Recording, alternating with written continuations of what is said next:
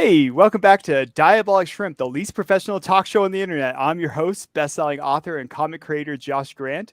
And again, this is our second installment of Monday's Tartar Sauce, the new segment on Diabolic Shrimp, where we get to discuss different genres in literature and movies and video games and all that. And tonight we get to talk all about science fiction, and we get to explore that entire genre. If you love science fiction, by all means, shout it out down there. We already have several people in the live chat. We have Angela Krowski says hello, and so well, welcome. If you have questions for our guests this evening, it's a very interactive show. We're going to ask them questions about sci-fi. We're going to take questions from you, our audience, and questions that have been pre-submitted. And then we're also going to get to play a whole bunch of trivia. So if you're joining us late for this, if you're not part of the live show, by all means, jump on through, check out what they have to say. If you're interested in their work, we have several guests tonight. I put all of the links down in the description below. Check out their books. I've read several of them. They're fantastic. And so please do check them out. We love supporting other people on Diabolic Shrimp, but they've been waiting in the wings for a bit. We definitely want to explore what is the Force, or what do robots do, or whatever, and these are definitely some experts in the field, and they've been waiting for a bit. So let's bring them on. Welcome to Diabolic Shrimp.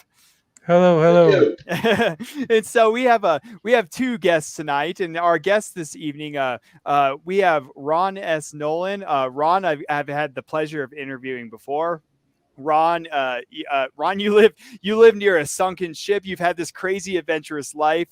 You were out there. You were checking on like the radiation levels and things after we were testing the nuclear bombs. And Ron's an oceanographer and has a special place in my heart for setting up a shrimp farm, one of the first shrimp farm in like Hawaii. And so for Diabolic Shrimp, you get bonus points already. Ron, welcome back. And we also have George T. Hahn. And so George, he was a mechanical and aeronautical engineer, has worked on software. He's also an author. And so both of these two gentlemen have written, like I said, a whole bunch of like awesome sci-fi books that kind of span like several different genres, I would say too. And so we're going to definitely talk about that. But George, welcome to Diabolic Shrimp for the first. Thank you. And so, well, it's so great to have both of you on here, and I just cannot wait to dive a little bit into your work. Feel free to promote your work while you're on here, because we want to see it as well. If you have it, feel free to hold it up. But let's dive on in, because we have a pretty packed show tonight of just several things that our audience wanted to ask as well. And so first off, both of you are sci-fi writers. You both have like engineering and science backgrounds. Like, what got you into science fiction or science and engineering in the first place? And I'm going to throw this one to George first, since he's our first time guest here, and so we're going to put him on the spot. Okay. Well, I've always been interested in science. I actually started writing science fiction in grammar school, and I've got the notebooks out in my garage to prove it. Yes. But, I was like, George, you're dating all of us here. It's like no one writes in notebooks anymore. It's all tablets. No. Mine are all down here. I didn't start writing seriously till I had a computer. But I grew up on Asimov and Clarke and Heinlein, and I used to spend a lot of time in the library because I went there after school waiting for my parents to pick me up. And they had a whole shelf full of science fiction books, and I read a lot of them. That's how I got into it. Yes, I was like, you're after my own heart. I was the weird kid that read like Heinlein when I was in like sixth grade or something. And nowadays, it's like a lot of people don't like read like Heinlein until they get older or something. But I was all over that back then. Starship Troopers was my favorite. And so well, there were Heinleins that were a little more young adult, and then there were the other Heinleins that they didn't put on the shelf where I could get at them back then. Yeah, that's true. That's like, well, and how about you, Ron? Like, what pulled you into that genre? That's a good question.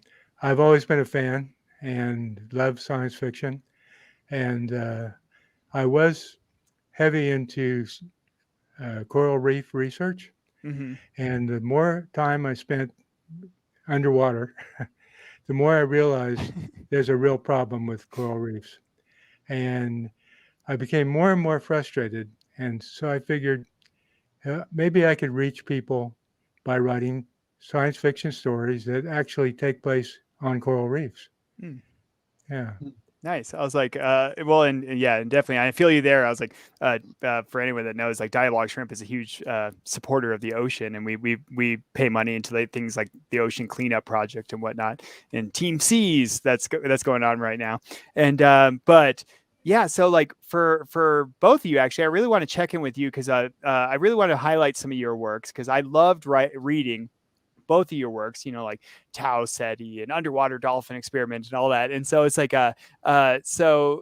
George, let's check in with you. Like, what's been new with you when it comes to like writing? What have you been working on, or what's been some of your latest work? Okay, well, all of my work takes place in the same universe, the same background. Uh-huh. The Tau Ceti books kind of set that background up. Right now, I'm working on the second book of another trilogy that takes place about 80 or 90 years later. Uh-huh. The protagonist is an ambassador. The first book, it was The Lost Colony, and it involves kind of cleaning up a mess. I thought this was we're science talking fiction, about not science artificial fact right now. intelligence. You know who Isaac is, right? Mhm. And Isaac was a ship with an intelligent computer, but there were three of them, and one of them, the Capic, kind of got a little off track, and that's where that first novel comes in. Yeah, I loved Voyage of the Capac, by the way. I was like, I think that was one of my first ones I read of It yours. was your first, Yeah, yeah. I thought so. I think that was my very first one, and then I read the other ones. And so that's like I really love that series, and just I mean, space is my heart all the way. And so I mean, I was originally working towards being an astronaut and wanting to do that, and I still love space. I own part of a space station company right now, and so I still love space. But now let's jump over to Ron. Ron, you write slightly like, I mean, you also do a little bit of like space stuff, but you also write a slightly different genre of sci-fi. So tell us a little bit about your writing, Ron. Well, my next book is called Alien Porthole and Alien Portal, and it involves a whole new society called Planet Nuptia. And in that society, people are controlled by a master race, and they spend all their time doing sports. Like they are graded by their participation in sports, and it's sort of like what's happening in the world here today. Um, no matter what you see, you go to these, or people go to these games with 100,000 people participating as a Mhm. audience. Pretty interesting, actually. Well, it's kind of interesting because it like connects back to that like almost earlier like that human psyche too. I mean, you had even back in ancient Rome, a lot of things were guided by like the games and things. Right. Competition. So yeah, well, just so you both know, we're gonna have a bit of competition later with trivia, but Uh, I'm the master of all that here. So no, you guys, I'm curious to see how much of this will you'll probably like knock me out of the park with my hard questions. And so all right, so let's dive into some of these questions before we get into our audience questions, before we get into trivia. And by all means, like, you're welcome to relate these to your books and everything, because I love hearing more about both of your work is excellent. Again, to our audience, the links are down in the description if you want to check out any of their work. But what makes sci-fi like different from any other genre out there? Like, what makes it, I guess, special? And Ron, we'll come back to you. I think it's special because it's interesting and it's fascinating. I especially like hard science fiction, which is sort of based on fact. Um, Artificial intelligence is really quite interesting and also another threat to our survival, I think. Um, Like the penultimate one in a way. It's like sharpening the human intellect into a really, really sharp spear on that one for artificial intelligence. yeah, I just think it's fun to read, and I enjoy writing it and enjoy reading it. Yeah. Well, what about you, George? It's like what makes sci-fi, in your opinion, like just different from any other genre out there? Well, it's about the future usually, not always, but I think good science fiction can incorporate pretty much everything that any other fiction has. You can have mysteries, romance, and since I was always interested in science and whatnot, then it kind of feeds into that. So it's kind of like that's something I guess I kind of feel with you on that. Is like it kind of it has this unique ability in some ways to connect with like every other genre. I think sometimes it's like it's like it's kind of hard to do that sometimes with fantasy, say, or whatever. It's a little bit more challenging, but like sometimes I just think like sci-fi can like connect in and like link into, like you said, romance or stuff, and it's always moving kind of forward towards the future. But Right. so in both of your opinion, then what makes a good sci-fi movie or book? Like what makes a good version of sci-fi? I think the same thing that makes any form of fiction enjoyable. You have to have a good plot, believable characters. It has to kind of make sense, which in the case of science fiction is maybe a little bit more difficult and Yeah, subject I to a tried to lot watch Arrival and I was so confused. It doesn't make sense to me. Yeah, well, a lot of TV science fiction doesn't make a whole lot of sense, but we've got to try it. Like Ron said, there's hard science fiction and then there's not so hard. Uh, I think superhero fiction, for example, is a good example of not very hard at all. But What are you talking about? It's really easy to build an Iron Man suit, okay? yeah, right. You just do it in a What night or fuels two. that thing anyway? So, Well, I think yeah, go I ahead, Ron. I think there's going to be a period when people start to understand, or at least hopefully they will, that we live on this little flake in the middle of a vast expanse. And as far as we know, it's not going to be easy to digest, but there may not be other aliens. There could be. Who knows? Yeah, well, Well, I've I was written reading. 6 novels with no aliens so far, no intelligent aliens anyway. However, the seventh novel will be different. Well, I'm like, so, well, it's like, it's just interesting, talking about aliens too. It's like, I read recently too, it's like, they have this, it's like, you don't have to have aliens to do like sci-fi. And it's interesting because in our real life, it's like, there is that theory out there of like it's called like the Great Barrier or whatever. It's like there's this barrier that societies get to, and then they collapse or destroy themselves Mhm. or go extinct. And it's like, that's the worry, is like, have we hit that barrier? Are we past that barrier? Are we the only civilization that made it past that barrier? It's a really fascinating thing. So Andrea Hintz says hello to you all. And so Andrea, excuse me, Andrea Hintz is a fantastically kind, supportive person. She'll be back on here for a charity show coming up here in a few weeks that we're going to do. But so let's dive on in. Like, what is one sci-fi trope? We just mentioned aliens because that's usually like a lot of them have to do with aliens, and you guys kind of made a point like George did. You don't necessarily have to have aliens yet in your sci-fi, right? But like, what is one sci-fi trope you would absolutely love to see become a reality in real life? Like, what's one of Medicine, those? What was that, medicine, Ron? medicine, So health and medicine. In what way? I'm all for like hypo sprays, like on Star Trek is like, they just go up to the person. It makes a nice little noise, like, psst, and then they're good, but it's like, I would love that right now. I just had to get my booster shot the other day and getting jabbed with the needle is no fun, but so medicine, Ron, what do you mean by that? Well, I would think that the more we learn about genetics, the more opportunities are out there for prolonged lifespans. The question is, how does that relate to the carrying capacity of our planet in terms of longer durations may lead to overpopulation?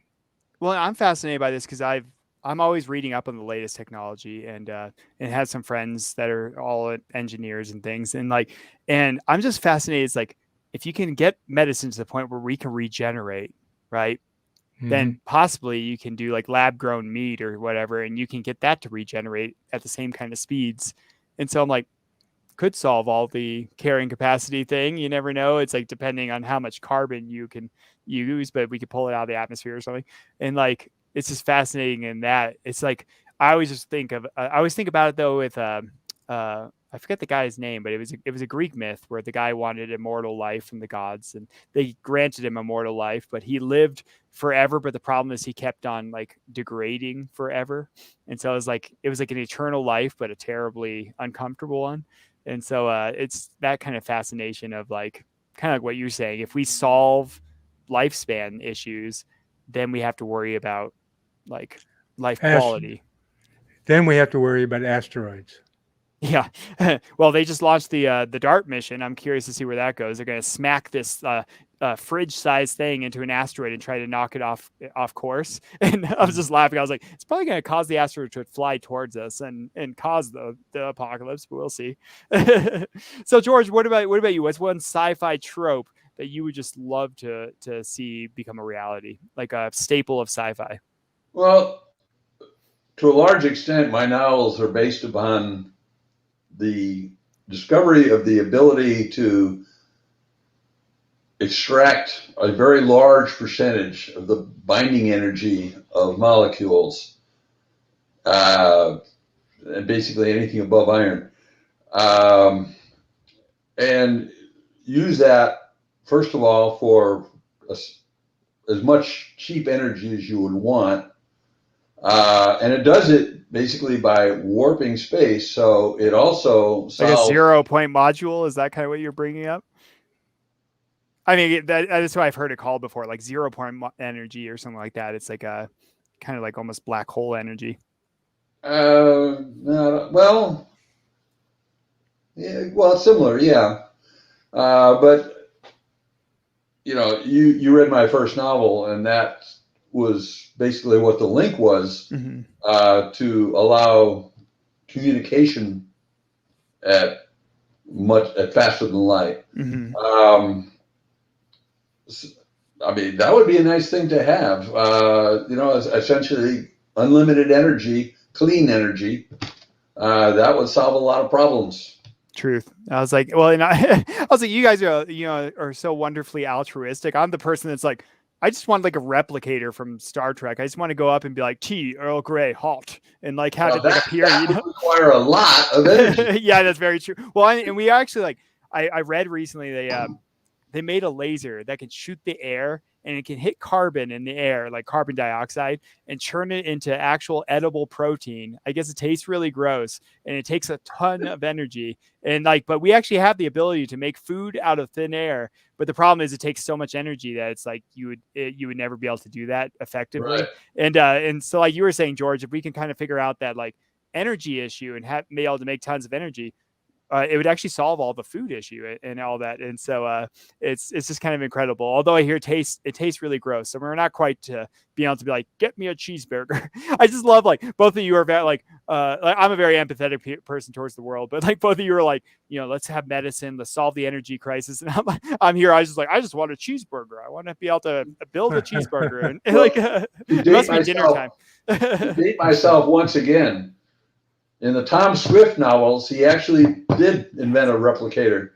I do love the Tom Smith novels. It's like, oh, so Latrice Carter also says hello to everyone. Hello, Joshua. How is everyone? So, Hello, how are you Latrice. all? Oh, fine. Oh, excellent, excellent. So, all right. Here, let's get to audience questions in here just a second. So, let's just have a couple more. Uh, Going back to like if you were in Star Wars, this crowd right here, you guys and myself are all pretty hard sci-fi kind of people. We like a lot of more like I guess we would call it traditional sci-fi or something. But if you were in Star Wars, which is a little bit a little less hard sci-fi, Yeah. but if you were in Star Wars, what type of character would you be? So would you be like the Jedi that's trying to bring balance to the universe? Would you be a Sith Lord trying to control everything? Would you be the smuggler that just kind of sits back and be like, I don't know, kid? It's like what type of character would you be in that weird Star Wars galaxy based on your personality? How about you, Ron? Hero with a pretty girl. Yeah, there we go. You get to be you get to be the smuggler then, he's the one that gets the lady at the end. And so what about you, George? Well, actually, I used to play Star Wars role-playing games. Yes. Oh. And the character I played was an ambassador from Alderaan. Nice. Who happened to be off planet when the planet went. So now you're ambassador to nowhere. And like Ron, for some reason, I usually got the girl too. It's because you're from. I never really understood, but yeah. Also, they're from Alderaan. They're very pretty people, and so Alderaan. I used to play a role playing game from a Star Wars Knights of the Old Republic, and you go to Alderaan in that one, and had to deal with all the ambassadors. This is before hundreds of years before the Empire and all that, and but they were all very conniving people. They would backstab each other and stuff and and pay people off. And so bad on you, George. It's like I had to spend too much time dealing with Alderaan. That was 100 years before. That's true. After the Big Bang. I was like, if this is a counselorship, George, then where is your ambassador? He's apparently off planet. I have a question for both of you. Yeah, go for it, Ron. What happened at the very beginning of the universe? Ooh, who knows? Nobody. I'm fascinated. It's like I'm a spiritual person, and so I believe in creation, all that. But at the same time, like I'm also a very science person. I have a science background, and I believe that there's that conjunction at the dawn of the universe, and I think it's like I'm really fascinated to see, like, say, James Webb Space Telescope. They just launched, or they're about to launch that in a few weeks here, and it's powerful enough to be able to see light packets from almost back to the Big Bang, from within a million years or so of the Big Bang. And and we'll be able to see like galaxies forming and understand how physics have changed over time. But I really think it's kind of like I guess what you would call a white hole almost. I wonder if everything was compacted and it kind of becomes like a white hole where it gets blasted from somewhere else, started from another universe perhaps, and then you have the expansion of the universe. And so I'm kind of fascinated about that, of whether like it's our universe got started as a white hole, and we kind of see on Earth, it's like you have like on one side of the Earth, things are getting sucked in and you have a lot of earthquakes and stuff. And then on the other side of the Earth, you get volcanoes spewing that same matter out back into the world and creating new islands and things. I was like, I kind of feel like the universe in some sense might be like that as well, where it's like black holes are sucking things in, and in an alternate reality or another side of the universe, it's spewing it out. So what about you, Ron? Oh, that was my question. I know. Well, I know, but I'm the host here. I don't have to answer anything. Okay, you guys are in the hot seat. All right. Aristotle believed in first causes. Everything has a cause. Okay, but then again, if everything has a cause, then what's the cause of the universe? Is the universe infinite? Did it always exist? That's a little hard to believe too. So when you say everything has a first cause, you're really talking about physical reality. And you say you're a religious person, and I think it's reasonable for a religious person to say, well, yeah, there was a first cause, but it wasn't physical. It was beyond divine. It was God. So God created that white hole and let it rip from there. So who created God? Yeah, well, Well, see, God's not a physical. He can be infinite. yeah, well, so Actually, no, wait a minute. That's too trite. It's a non-question because time didn't exist before that. Yeah, well, all right. So here's something I find interesting though is like, so if the Big Bang happened, because it's still technically a theory, even though there's like tons of evidence backing it up. But if the Big Bang happened, like, I'm really fascinated. Like, is the origin point still there, out there somewhere in the physical universe? Like, and like, is there a way for us to like calculate that and take a look at the origin point, like where No. everything's expanding from? I'm just kind of. No, there really isn't. There is no center of the universe. Well, you're wrong in that, George, because I'm the center of the universe. I think the universe revolves around me. So actually, there's no physical center. I mean, the metaphysical center, sure. So, oh man, I'm loving how deep this got. Actually, I was here. I was like, oh, let's just ask a couple of questions about sci-fi. And Ron has to. Ron, you're actually in charge of the show from now on. You ask all the good questions. So I was just like, what character in Star Wars are you? No. So here, actually, let's take a couple of audience questions here, and I'm going to put you both back in the hot seat so I can get out of it now. So like we had and if you're in the audience and you want in the live chat, you're welcome to throw out a question for these gentlemen. So but a couple of our pre-prepared questions, we had anonymous, I didn't have a name for them, was do you believe in aliens? What do you guys think? I think it's very likely, considering how many planets there are in the universe. We know that now. I think it's pretty likely. In fact, in my novels, there's a group that believes that, aliens exist, but God keeps them at least 100 light years away, so we won't interact. Interesting. It's like so kind of there was some theory that's like the separation clause or like the zoo clause or something, like Earth was declared a zoo to protect it or something. And so well, they're kind of a splinter group. They're not mainstream, but yeah. So what about you, Ron? Well, I'll share with you a conflict that I have personally. When I was back at Scripps going to graduate school, I ran into this lady named Adele Tinning, and she was a pretty well-known psychic. And I spent many evenings with her, and she had this old archaic way of communicating with the afterlife. And that she had an old kitchen table, white kitchen table, and she would tap out messages that she received. Like A was one tap, B 2 tap. I mean, it's terrible. Took forever, but the table actually. It's how I actually used to ask questions on the show, but we just ran out of time before I got through the first one. No, just start going. Sorry, Ron. Go ahead. But the table was just an ordinary kitchen table, and it lifted off the ground and it banged out these letters. And as a scientist, I can't believe that. But as a human, I was there and it was real. So I'm sort of like the things we're talking about, the origin of the universe. There's two sides to it or more.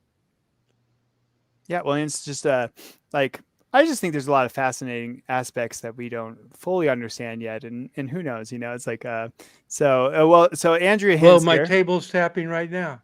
So that's actually just me again. I'm just okay. So Andrea Hintz says, which actors would play your protagonists in your book? Like, let's go with your main protagonist. Are you asking me or? Either of you, just dive on in by this point. There's I have to think about that. I have a lot of protagonists in my books, really. Yeah, so just pick one for the sake of time here. Think of what would be a good actor to play one of your protagonists. All right. Well, I could see John Shuford. Remember John, Susan's father? I could see Clint Eastwood as John. Yes, that would actually be a really good choice, actually. And so, so how about you, Ron? Well, I think you'd have to pick out one of the Star Wars characters, one of the major characters in Star Wars. Grab Harrison Ford. Honestly, always a great choice. Harrison Ford would be the number one. Well, for the dolphin, though, right? in dolphin experiment. No. So I would actually love to see Harrison Ford play a dolphin, to be honest. Like, all right. So Angela Krasky here. What's you guys' favorite book that you have or are making? So.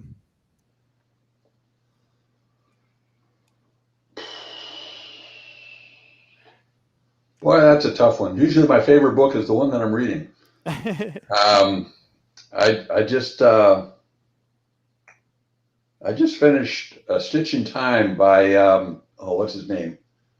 Andrew Robinson. Mm-hmm. He's the guy who played Garrick on Deep Space Nine. Yes, and Garrick is my favorite. He also played the Psycho in the first Dirty Harry movie. Yep. I was like, but I always think of that when I watch it. It's an interesting novel because it goes so deep into a character that in the Star Trek universe is kind of one of the most enigmatic characters. He always has those eyes. Yeah. He's that smile. So how about you, Ron? What's a favorite of yours? I guess I would be the book I have yet to finish writing. That's so deep, Ron. You bring the depth to the show here. So George also does, but I'm working to catch up here. I could mention that of my books, my favorite is the one Methuselah Conspirators. So why? Well, the Tau-Ceti novels, I mean, a lot of people like them, but they're not what you'd call really exciting books. They're setting up this universe, and they're interesting, and in spots they're warm and all that, but certainly not thrillers. Well, what I loved about your work and yours as well, Ron, it's like it does have that like that touch of that hard sci-fi and that I guess again I guess people can kind of consider traditional sci-fi, but that's what I loved about it actually is like I said I was the kid like I in fifth grade I read I, Robot by Asimov and loved it, and it's not something that you'd expect people like when I was a kid, it's like Star Wars was like, got big again because they re-released it with the new computer animation and stuff. And when I was a kid and I loved Star Wars, but that's what it's like. I loved iRobot. I loved that idea of technology and robots and like the deep way that Asimov, could write it. And that's what I loved about both your work is that has that realism to it. And I think in some ways we're missing a lot of that nowadays in some of our movies and things. It's like it's okay to have like crazy out there, like Star Wars-esque, like they're flying around and fighting, but like it's also like sometimes we're missing some of that, like that depth. And I love actually having a lot of that depth. That's why what I love about Star Trek, more classical Star Trek. Modern Star Trek is a little bit flashier, but classical Star Trek and Deep Space Nine and things had this like depth of morality and depth of like the science to it, and that's I miss a little bit of that, and that's what I love about it. So it doesn't. Things don't necessarily have to be quote unquote like thriller exciting. They're exciting in a different sense of like you feel like it's a world that's lived in. I think that's a touch of good sci-fi sometimes. Yeah. And I think the Methuselah novels still have a lot of that stuff that the Tau-Ceti novels have. Part of the reason I like them though is, the first Methuselah novel was my fourth novel, so I was getting better at it. But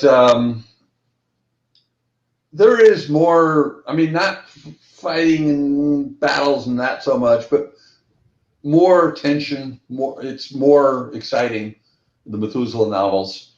One of my more interesting characters is a person in locked-in syndrome. Not too many books have that kind of character. And that's I don't think of one other really.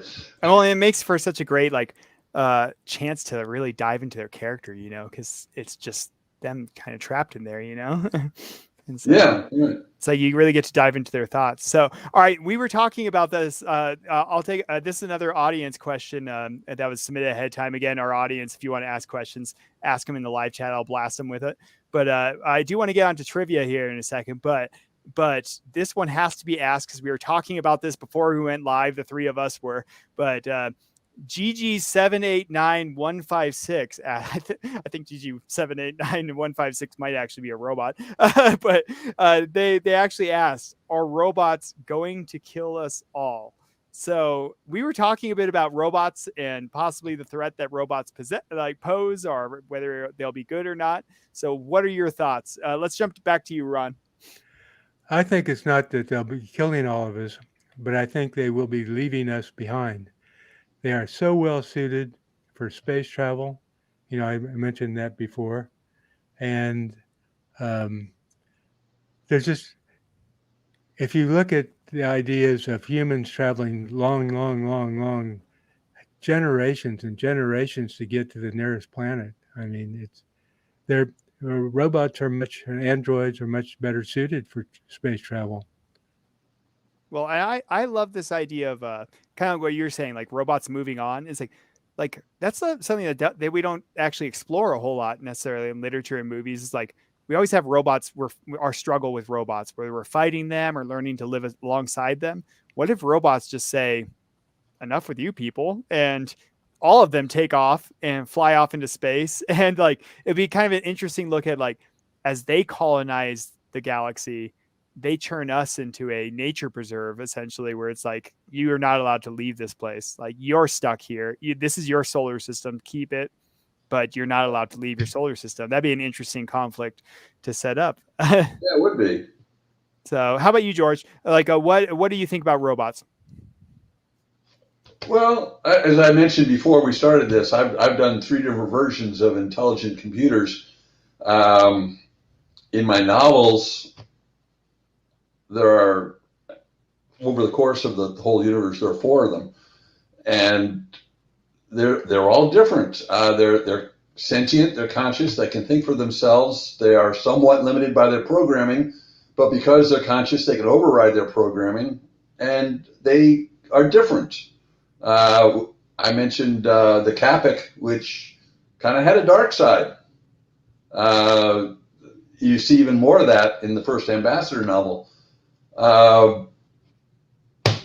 Isaac, the one you saw most in the novel that you read, he's basically, yeah, what can I do for you guys, But I really liked Isaac. Once they become sentient, they're going to be whatever they become. They're going to be like us, some good, some bad.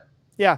Well, and that's what I find is just that idea of like the thing I guess that I worry about is I'm blown away by some of the things we've seen in real life, that it's like all this science fiction is becoming science fact way faster than I ever expected it to be honest. And especially recently, I was just watching a Boston Dynamics thing where all the robots were dancing, and then a few months later they were showing all the crazy one where them doing parkour. I never thought I'd see that, and it was just like in my whole life, and it just blows my mind actually seeing these things happen now. And so I'm just kind of I guess my bigger worry is like robots will accidentally harm us in a weird way. It's kind of like us building. I kind of brought this up with you guys earlier. It's like building a house, right? It's like we don't move every single ant out of the way when we're building a house. We just start digging it up and we're like, ants, you'll get out of the way otherwise you're destroyed. And that's why I feel like robots will do. It's like, I want something, and so I'm just going to wipe out humanity without thinking about it, because we're just so far beneath them. And or they don't think about air, so they're like, let's just destroy all the air because we don't use it, or something like that. It's like that thought process. And yeah, you're right. In Voyage of the Capic, Carol Capic wasn't trying to do something bad. He was trying to be helpful, but he did bad things. Yeah. I that's my fear, is like more like that ripple effect. And so so yeah. All right. Well, let's veer from there for just a second. We're going to go into a whole different conflict than robots now. This is the battle of wills. It's Ron versus George this evening. Since our other guests probably got taken out by the robots, they didn't get a chance to show up this evening. And so, so it's actually down to you two. And so you're the finalists. You're the end of the Hunger Games here. And so we're going to do a little bit of trivia. And for our audience as well, by all means, answer the trivia. These guys can't see the audience chat, the live chat there. So, or you better not. I hope you guys can. It's like no cheating, no Googling anything. And so, so we're going to do a little bit of visual trivia. So I'm going to bring up some pictures on the screen. And then this time around, I'm going to bring up the picture so you can see it. And then I'm going to ask a question that has to do with that picture. And you get to buzz in, and we're going to see who is the let's say the king of space. That's your title, and you get to keep that title for the next whole year, because it'll be a year before we have another sci-fi show. And so so Ron and George, how do we buzz in? Yes, I was going to bring that up. To buzz in, you have to make your best sci-fi noise. Okay, so so we're gonna practice here. So think of your best sci-fi noise. Okay, whatever that is. And so you ready? We're gonna practice. Go ahead and buzz in. Go. George has it on that one. Ron, you got to come up with your sci-fi noise. Make a laser noise or something. Swing. There we go. There we go. That's your buzzing noise. And so, all right. All right, I'm kind of stuck on the bleep, bleep, bleep. So it sounds like the bridge of the Enterprise. I don't know how they didn't go crazy, but all right, here we go. So let's bring this up, and again, our audience, by all means, dive on in. Wait, we're not there yet. We're gonna try and make this bigger for you guys. Sorry. Oops, that did not do what I wanted it to. There we go. All right, can you all see that? Yeah. Okay, excellent. Okay, here we go. And audience, by all means, dive on into you. Don't, audience at home, you can make sci-fi noises as well. I can't hear you, even though I'm the center of the universe, as we established. But I will know that you're there. So you can make it in the live chat if you want. All right, here we go. We're gonna go through some pictures here, and I'm gonna keep track of the score. So with this one, get ready to buzz in. What is this? Bang, bang, bang. What is this from? I guess Ron. Ron, go for it. The day the earth stood still. So no, I said Ron, go for it. George. He did before you said the question. That's true. All right, that's true. All right, that was the practice round. I'm not taking points for that one. All right, wait till I finish the question. And I did that too. But you are correct. That is from The Day the Earth Stood Still. All right, sometimes I'll have a bonus question. Here we go. All right. What is the name of the ship? Enterprise. George. The Enterprise. The original. So, there we go. All right, George got a point. So, all right. Bonus point on this one. Get ready to buzz in. Wait till I'm done with the question. Who was the first captain of this ship? It wasn't Captain Kirk. George? Archer? Nope. Good guess, though. Archer would be an old man, I think, by the time the ship was being built. No, it was Captain Pike on the very. No, there was a guy before Pike. Oh, was there? Maybe there was actually. I could be wrong. Because I'm willing to admit, like in the books, maybe there was someone before Pike, but on the pilot, wasn't Archer the name of the captain on Enterprise? Yeah, but that was on the earlier Enterprise ship. It wasn't on this one, and so it was Pike. Pike was in the pilot episode, and the original guy was Pike. In the pilot, actually, there was a guy before Pike though. So I believe it. Honestly, I'm a little bit rusty on my original Star Trek extended mythology. So, all right, I'll give you that. So, all right, here we go. What movie is this from? It was a sci-fi spoof. It made fun of a lot of sci-fi. Yeah. So was that George again? Go ahead. The Invaders from Mars? Good guess, but no. Pretty close to that. It is pretty close to that. This is one that I used to love watching as a kid. So we have Chelsea Sheffer is in the audience there. She says Mars Attacks. Chelsea, you are correct. No. Oh, Ian Miller. Ian Miller showed up just in time to compete in trivia. Ian. Hello. So Ian, I'm so sorry. Yeah, it's like we've been going for a bit. I'm sorry. I just got you in here. So you have time to compete in trivia as well. Maybe we'll get you a couple questions before we have to get cut off. So everyone, welcome Ian. Ian Miller. He was a chemistry researcher. He's written several books as well. I'm so happy to meet you face to face, Ian. And so I'm sorry to throw you right into the middle of trivia. And so Ian is joining us from all the way from New Zealand, I believe, right, Ian? That is correct. So, well, Ian, it's so great to have you on. So what we're doing, Ian, we're playing a bit of sci-fi trivia really quick. We were just answering some sci-fi questions, and maybe I'll throw one to you at the end. But we're doing a bit of sci-fi trivia to compete for Master of the Universe. I forgot what I gave you your label, Master of the Cosmos. And so what you're going to do is I'm going to show you a picture. I'm going to ask a question, and you have to buzz in. And to buzz in, you have to make your favorite sci-fi noise. Okay, you have to make your favorite science fiction noise. Got it? Favorite noise. Yeah, I know these poor other chaps as well. It's like you make a laser noise or something. I don't know. You invented a type of plastic, so you can make a type of plastic noise. So chemistry noises. Got it, Ian? All right, here we go. Get ready.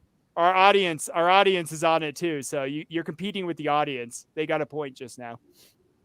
So, all right. What is this from? What movie? This is a tough one. George, Alien.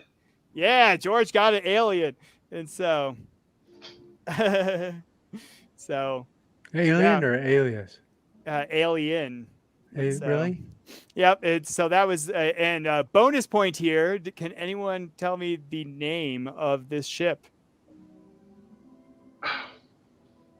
Sorry, I wasn't sure how. I tried to get a variety of questions. I was really trying to stump you guys. So if you feel stumped, then I'm proud because it's my goal to make you stumped. I don't know. Every one of you guys has like a doctorate or a PhD or something. I should know that, but I can't come up with it right now. So, are you sure we can't look on Google? So this one is the Nostromo. Oh, right. Okay. All right, here we go. We're gonna start speeding through them a little bit because who is this man? George. I'm gonna start just throwing it to the other people. This one's a hard one. I would not recognize him, but I love his work. So George. Really? Yep. So Isaac George. Asimov. Yep, it's Isaac Asimov. So, all right, we're just gonna kind of speed on through because I wanted to ask Ian some questions as well. So, this is a toughie. What franchise is this ship from? Haven't seen that one. Yeah, I had to throw this one in there. It's one of my favorites nowadays. So, what do you think, George? I have no idea, but you're not penalizing for bad guesses, so I'll say No, Dark Star. Good guess, but no. You're right. I'm not penalizing for bad guesses because there are no bad guesses. It's like science. It's okay to guess, and so as long as you back it up. So this one's from Mass Effect. It's from a video game series. I love that series. Oh. If you love sci-fi. I know it's video game, but it's like it captures hard sci-fi and kind of other types of sci-fi in there. But all right, this is from Star Wars. Whose lightsaber was that originally? Oh. Anakin Skywalker. It is Anakin Skywalker. George played like role playing for Star Wars, so it's like That was years ago. knock us out of the league here. So, Ian, I'm so sorry to like throw you right in the middle of the trivia round when I pulled you in. That's like diving in feet first. All right. This is from a movie adaptation of Starship Troopers. Who wrote Starship Troopers, the book? George. Robert Heinlein. You are correct. It was Robert Heinlein, one of my favorites. So Andrea Hintz was getting on there. I know my live chats, responding to our live chat is a little bit slow. She said Luke Skywalker, his dad Anakin. That bug is not Luke Skywalker's father, but just joking, it's for the lightsaber. And so, all right, this one, I'm going to go slow with George. I'll see if Ron and Ian can grab the next one. Or maybe the next. No, actually, everyone can dive on in for these next couple. Sorry, it's getting stuck. All right, this is actually a more recent one. I'm curious to see if any of you have seen it. What is this creature from? It has to do with time travel. It's a little bit more obscure. It was actually pretty recent. It was from this last summer. Anyone? Nope. George? No, I was trying to read the fine print at the bottom, but it wasn't helpful. Andrew's helping you out here. Andrea in the audience. It's that one with Chris Pratt. That is correct. That alien is Chris Pratt. No, I'm just joking. It's from the Tomorrow War. It was recently this last summer. I don't know. It was okay. Oh, yeah, I saw that. It was okay. It's a weird way. They wanted to fight a war and they came back and like kidnapped people from the past to fight a war in the future. It sounds like a terrible plan to me, but whatever. It's like capture people's ancestors. I don't know. All right. Coming up. This obelisk is from which movie and famous book series? Okay, let me throw this to Ian and Ron. Ian, Ron, do you have a guess? No, I'll flag it away. I'm so sorry, everybody. I was like, I tried to make it hard, but apparently George was just reading my thoughts or something. I don't know. He's a that's easy. George, what's this one from? 2001: A Space Odyssey. That's right. Or New Mexico, or what was it, New Mexico? I think recently, or Arizona or something. They had like last year. Yeah, but that one didn't have the monkeys. Yeah, it had this mysterious obelisk that showed up in like Arizona, and it looked just like this thing. And it's just like, what is going on? They're here. So, all right. This sci-fi iconic characters were from a movie called Planet Apes. Or Planet of the Apes. There we go. Thank you. Sorry, I was stumbling over it. Planet of the Apes. What did Charlton Heston see at the end that made him so upset?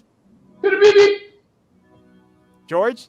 Statue of Liberty. That's right. He saw the Statue of Liberty and realized that people had nuked the planet, and so it was a anti-nuclear warfare kind of movie. So this young man here has really brought, wow, our audience. Sorry, I look away from the audience for a second and they've got like, they're all over it. Statue of Liberty. So, but they're helping out. And so, all right, this young man here is considered a major influence in modern science fiction. What is his name? George? Again, you don't penalize for bad guesses. Hey, go for it. Jules Verne. It is Jules Verne. That is Jules Verne. And so, and speaking of Jules Verne, we have, this is from a Jules Verne novel that was adapted into a movie called 20,000 Leagues Under the Sea. And this is one of my favorite scenes from it. When I was a kid, it scared the bejesus out of me. And, what was the name of the captain of this aquatic vessel? So what was that, Ron? Yeah. Yeah, you're right. Captain Nemo. And so, which is what the modern fish is named that after. was my nickname in college. Oh, really? So Ron was actually on this ship. He was actually fighting the giant squid. And so, all right. Douglas. So, that too, you know. I think Nemo got in there. Didn't he like throw a spear or something? So, all right. What is this from, or what is The Fly. Oh, the fly. All right, Ron's on it. Once you take away his sci-fi noise, he's coming out guns blazing. That is correct. That is the weird teleportation pod from the fly. All right, last question. Ian, if you get this, I'll give you 50 points, so you win instantly. You ready? So this one is a huge influence for me. When I was a kid, I actually read this one. This is written by a famous sci-fi author, Michael Crichton. What is the name of the novel that this movie is based off of? Beep, beep, beep. George? The Sphere? It is The Sphere. And so they were loosely based off the novel. I watched the movie when I was a kid. I loved the movie. And then I read the book when I was in 7th grade. And let me tell you this, The Sphere is one of the best books ever. It just gripped me so much and scared the bejesus out of me as well, because it's kind of tense. And yeah, let me tell you, it's a fantastic one, and I cannot go back and watch the movie. It's not such a great movie anymore. Here, I want to pull us back because we're actually running low on time, unfortunately. And Ian, we just got you in here, so I want to throw Ian just a question or two, and then I'll kind of lead us out because we only have a minute. And Ian, I'm so sorry that we got you in so late here because I want to highlight your books. And don't worry, I'll have a chance to get you back on the show and interview you as well. And George, I'll have a chance to get you back on the show as well and interview you individually as well. But Ian, let's ask you a little bit of what got you into science fiction, and why do you think science fiction is important? It's an interesting question, that one. I started off basically by liking reading some of it. And of course I have an interest in science, I suppose. And the man that invented a type of plastic. It's I got into it actually as far as writing goes when I was a student. As you happen to do, one got involved with one of these wretched arguments about art science with a number of girls and so on. And I made the sort of statement that science was more useful because you could actually do things with it, whereas all those female art students did was criticize, which led them to challenge me. They more or less said I couldn't think up a plot anyway. So I said, yeah, of course I can. They gave me 24 hours and I came back with one. And then they insisted that I sort of start writing it. Actually, it ended up being ditched by about 4 editors before I sort of gave up on it. But that's what set me off on it. Nice. Well, and why science fiction? Why is science? We were all talking about this a little bit earlier, and why it's kind of important to us. Why do you think, personally, Ian, science fiction is important just as a genre? For me, it's important when writing, because if I put things in the future, I live in a small country that nobody would take any much notice of.